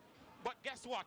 They're going to celebrate at this minute because they've taken the lead for a 4th time tonight, and after 6 to 9 minutes, it's Club Atlético Pantoja 4, Portmore United 3. The script remains the same way. A wide ball, cross coming in, the central defenders allowing the players to get between them. Almost a carbon copy of most of the goals we've seen so far. Virtually every goal has been crosses or dead ball squares, either from corner kicks or free kicks coming in, and the central defenders on both teams having a problem clearing the ball or communicating well as to who to do what. And another goal, you can't say it's a great goal, although all goals have they've got to be scored, and they're never easy. But again, you would want to say that was the cleverest of defending. 7 goals, and who says Portmore may just equalize again? This may end up 7-6. Where else do you get 7 goals in a high-stakes semi-final such as this one? The answer is very easy when you have 2 ultra-attacking teams playing against each other. So another substitution been considered here by Portmore, and they're going to be bringing on Rashane Sharp, and off is going to come Venton Evans, who's done more than his shift tonight. Yeah. And that is one of the things when maybe that's the coach's plan for them to run him almost into the ground with those right-handed passes. But I believe that he has looked as good as anybody on the Portmore field, maybe except for Grandison. I thought he was doing too much work in the first half. It took its toll. You'd want him to be on the field until the 90th minute, but the one-dimensional approach by the Portmore team has taken its toll on one of their best attacking players in the game tonight. Here's Pantoja. Will they get in? Almost. Solomon lived it dangerously just now, almost letting Meta. Harriet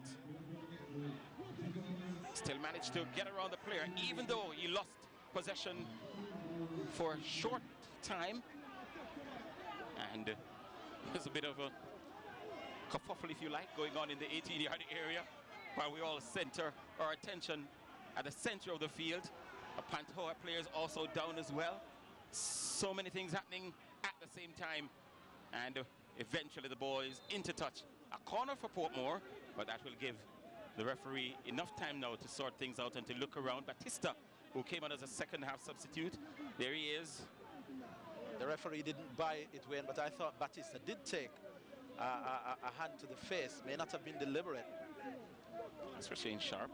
Yeah, coming on for Evans, who's done his work. The referee, just outside of your picture there, having a look at Batista. It would be interesting to see what's happening here. Yes. There's a little elbow to the face. It took a right elbow to the face. And came from Johnson. But he's okay. He's seen it so many times before. And all of a sudden he has the life to sprint to the 18-yard area to defend against this one. All the players this time are back in the 18-yard area defending. All but 2 of the Portmore players, in fact 3 of the Portmore players are there, so they're outnumbered. And they get a second corner in succession, Portmore United. Poor corner though, Wayne, you'd have to admit, with 9 of your players inside the box already. You want to give them a chance. Get it in the air, hang it there. Has a second chance to do so. There's a captain, Grandison. Poor corner again. Ball comes right back to him. Will he swing it in? Yes, he does. Baez is there. And ball just stucking in his palm. Almost as if he has glue in it. Looked a bit shaky early on. And as I keep saying, 2 of those goals were down to his mistake. But now he looks a bit more assured and look a lot safer in his cage and when he comes forward as well. You almost feel that anytime either team gets the ball in wide areas and cross inside the middle, that is their best chance. We haven't seen a goal with either team yet creating plays directly through the middle of the park. And maybe that's the blueprint, maybe that's the script. Get it into wide areas, either get the free kick or the corner kick and square, or you're square in open play. That has proven to be the blueprint, as I said, for much of the 7 goals we've seen here this afternoon. The crowd has developed nicely, especially to the side we were doing commentary from. So it looked right across the stand. East. You don't want East there, Wayne. You don't want Javanese to be getting the ball and dribbling at goal. You want Javanese to be closer to the opponent's 18-yard box. He's the best finisher on this Portmore team along with Jeremy Lynch. You don't want him there. It means somebody isn't doing their job. Sharp. Right into the thick of things. Goal kick. Fans close to us were shouting corner. They wanted Portmore United. And that's the assistant coach, Mariano Perez. And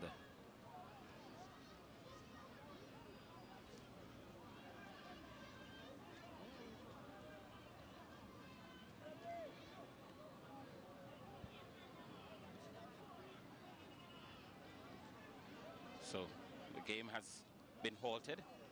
So a bit of a medical attention can be given to the player. His blood protruding from the left side of his face. And once you see the blood, the referee has to make sure that it's either cleared up or the player taken off the pitch before he can ever restart. And that's Carlos Rosal. He's taken off.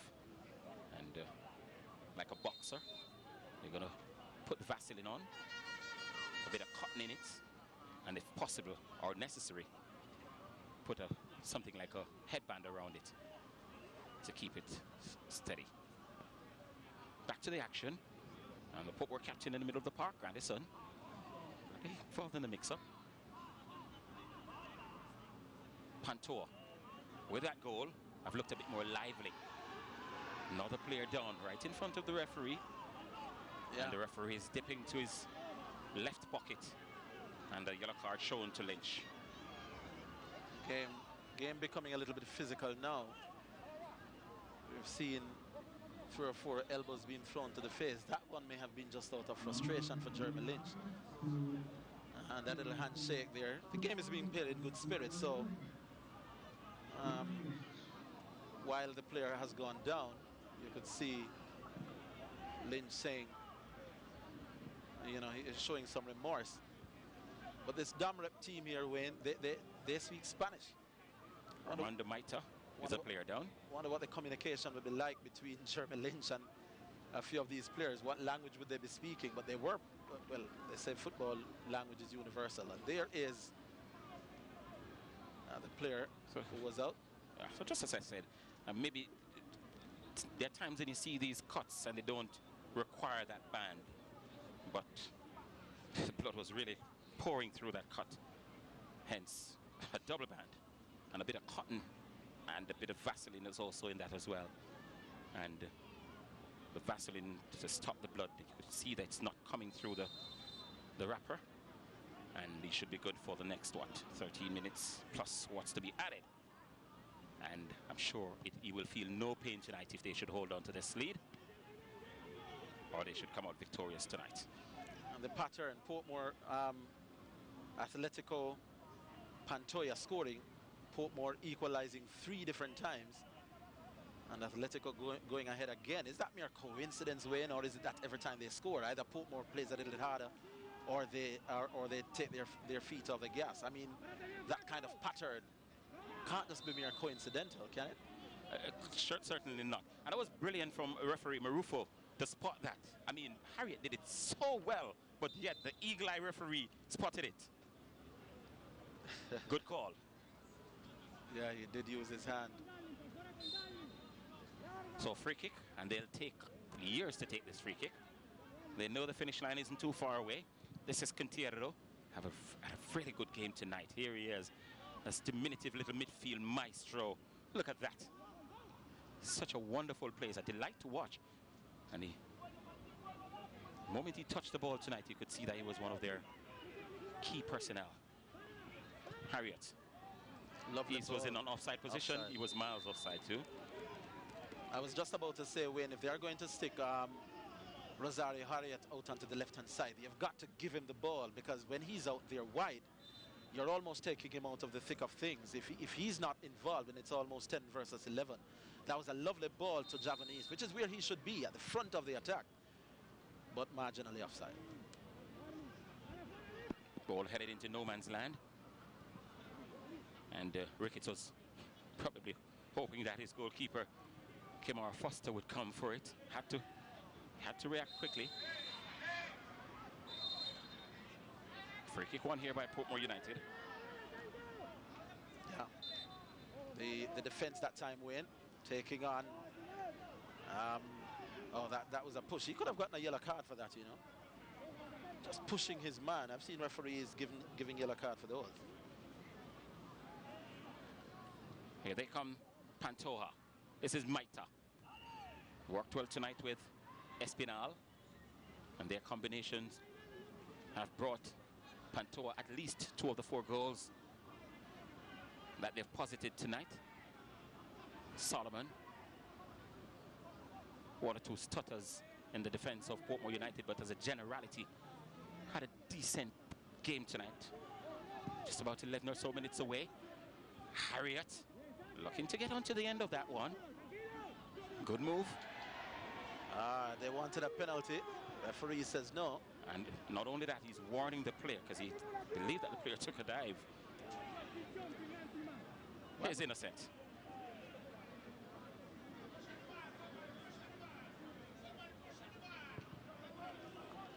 Ball is in the middle of the field. Where's the Portmore midfield? Nowhere to be found. It was left all up to Jean Lopez, and he had all the time in the world to make the pass, which he did over on the far side. This is Espinal, a 2-goal man so far tonight, looking for a hat-trick. And Solomon, more than equal to the task, does the tidying up work for Portmore, and now they're on a counter-attacking move. Same way with Javanese should be the target man up front. Espinal should be playing a similar role. He scored 2 goals, but those 2 goals were scored from just on top of the 6-yard box. He shouldn't be asked to do too much dribbling. Free kick won here by Pantoja, and this is very, very crucial. Portmore has got to be careful, because Pantoja is managing the game very, very well. These little barging into and falling over, they're inviting these tackles, because they eat up precious seconds, even minutes. And Portmore's got to realize that's what they're doing. They're managing this game. There's a thing in basketball, Wayne, called offensive foul, where the person with the ball commits a foul. I think that time around, Pantoja was a little bit lucky, because he was holding on to the shirt of his man. And the call could have gone either way. East was on his way.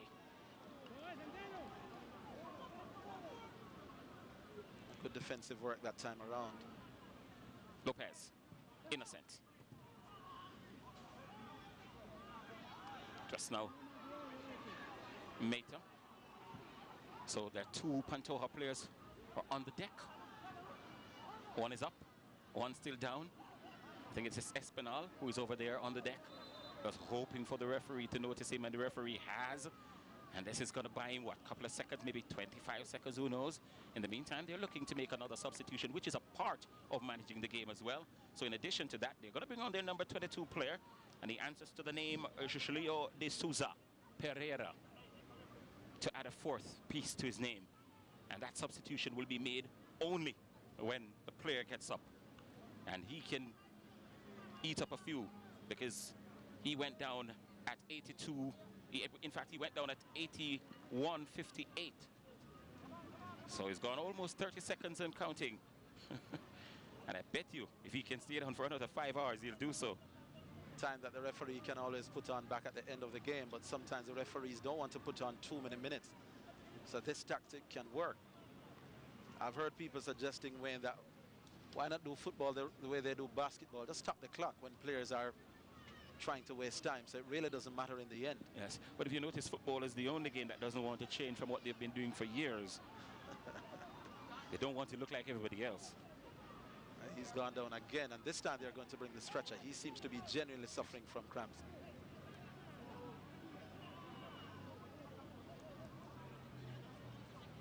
Seems to be really painful.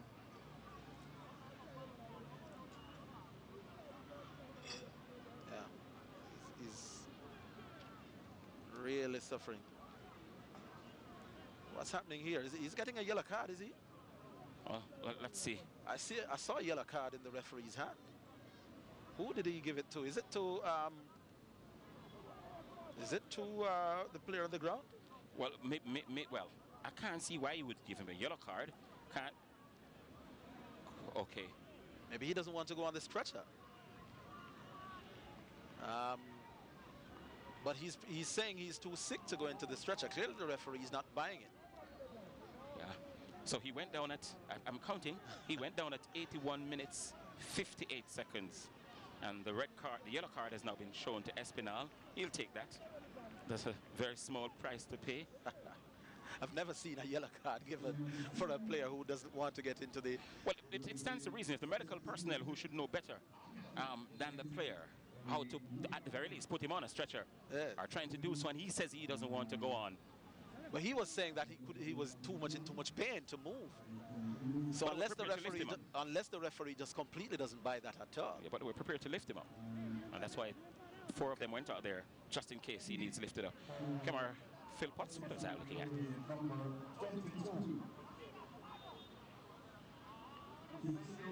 It's a very eventful game here. We have seen 7 goals and we have seen everything.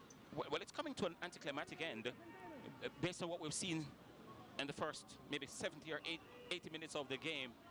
And with Portmore trailing, you'd have expected them to be going hell for leather, and they're just gently moving the ball around the field while the Pantoja players are keep holding and keeping their position on the field and not being dragged out unnecessarily. So Portmore forced to keep the ball out there. What they want to do is to pull the Pantoja players out. Well, they have been pulled out now, and they're on a counter-attacking move.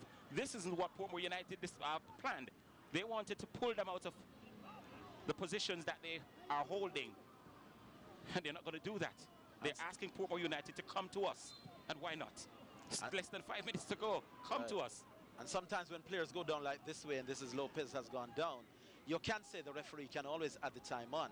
But the truth is, what this does is disrupt the rhythm of the other team, because sometimes sport is about rhythm. You get into a groove and you want to maintain that groove. When the play has to be stopped for as long as 3 minutes, the other team gets cold, they're unsure, they argue amongst themselves. It does create a certain diversion or a tactic which usually works against the team that does not that is trailing. And in all of those words that you use, we could just concise it into one thing. They're putting on a masterclass in managing and time wasting. Indeed. Here's Johnson. Grandison. And you're not seeing the urgency from Portmore United. Now they motor forward. Cut out. If you look, all the Pantoja players are back behind the ball except for one. And they're not being pulled out of their positions at all. They are managing this game brilliantly. It might look boring to us, the spectators, but they know. If you notice, they're talking amongst themselves. Listen, don't move. Keep that position. They have a plan for these last couple of minutes in this game, and who can blame them? Even the substitutes are getting involved in trying to shout instructions as well. And this is where leadership on the field is important. When the Portmore team has gone flat in the last 5 minutes, you need somebody like a bigger Thompson, a player like that to keep the players going. Peter Cargill used to do it for the Jamaican team. The Portmore team just lacks that little spark. But the Atletico team certainly doing what they have to do with you leading 4-3 up with mere minutes to go. Look at this free kick. The whistle has been blown for the last 6, 7, 8 seconds, 9 seconds, 10 seconds, and Portmore was just potting the ball with just about 3 minutes to go in normal time. The urgency is lacking. Now they have pushed players forward. Let's see what they can get from this free kick. Pantoja, resolute. Morris. The ball should be heading Pantoja's side every time. Here they are, chance of Portmore. Oh, Morris almost tearing the goalkeeper in his face. Didn't get the shot off. Was he offside? The flag was up, but the flag was up belatedly. I was watching the lines, the assistant referee their way in. The flag was up, but it came belatedly. So that might not have counted. I'd love to see that again. But a head in hands moment for, yes. Yeah. It was miles offside. It was offside for years. Yeah, he certainly was. And the assistant referee, though, took years to raise the flag, which was a little bit confusing. So we could be looking at 4 or 5 minutes of added time. So Portmore might just have a bit more to go to get the equalizer here. They've trailed 3 times tonight. Well, spot on. Yeah, 4 minutes of time to be added on. Here they come, Portmore United. Sharp. Pantoja getting the ball away. Anywhere will do. We're into the 90th minute. Portmore needs to get the ball in the area. The give and go between Lynch and Morris didn't work because the defense was wise to it. They haven't been able to go through the center of the park where neither team, they were trying to do it then. Didn't work. So the minutes are ticking away. They're back to full complement, the Pantoja team, but they're not pushing players forward. No interest in that at all. If they manage to break, they break. But they're not going to go forward. So they're going to have another substitution. So the Pantoja team is going to make their final substitution. There's a good cross coming in. Maita, dropping the ball. who is running socks off tonight. So we're now going into the bonus minutes. And another substitution to be effected by the Pantoja team. The goalkeeper look at Baez dropping the ball, right? There you go. It's been at the center of well, the goalkeeper is down again, and he's hoping that the referee will see him. The minutes have already been added. This is Quintero. Still Quintero. He's looking for Batista to make the run. Batista had no interest in that. It was just very strange to see the goalkeeper. He went down, holding on to his wrist. And every now and again, he looked up to see who had possession of the ball. And when it was his team at possession, he sat up and he was looking. And as soon as they lost it, he got up. Brilliant. You said that's time management. That is just brilliant. And what a big result this will be if they should come here tonight and beat a team which 15 nights ago were crowned the champions of Jamaica's football. Not only champions, they were easily the best team in the country in the league format. And the substitution is now going to be effected, and Maita will get to the 4th official in 2020 in time for the Olympic Games. He's not going to get there anytime. There you go. He stopped to take off his shin protection. Yes. And he's taking them off, and he's even cleaning them off. So by the time the next Olympic Games come around, he'll get over to that 4th official. And they're bringing on Danny Gulen. Yeah. So we have just about 2.5 minutes to go in this game. Can Portmore United find something in them? And they're bundling over themselves, the Pantoja players, to get the ball away. As I say, anywhere will do. This is Solomon. The ball bounced innocuously for him. He thought about a long-range effort. It just didn't fall for him. And Pantoja will come away with it. Now they can feel comfortable on a counter-attacking move because they have acres of space to work with. And don't be surprised if Batista gets away in the area. The ball is shared nicely between these players going forward. Now they're caught out. And Portmore, do they have the legs and the urgency to take advantage of so many of the Pantoja players coming forward? No, they have not. Javon Eastwain has been starved of a lot of the ball, and that is why he's so frustrated that he's in the middle of the park. One of the things that is not happening here for Portmore, he's not getting the service up front.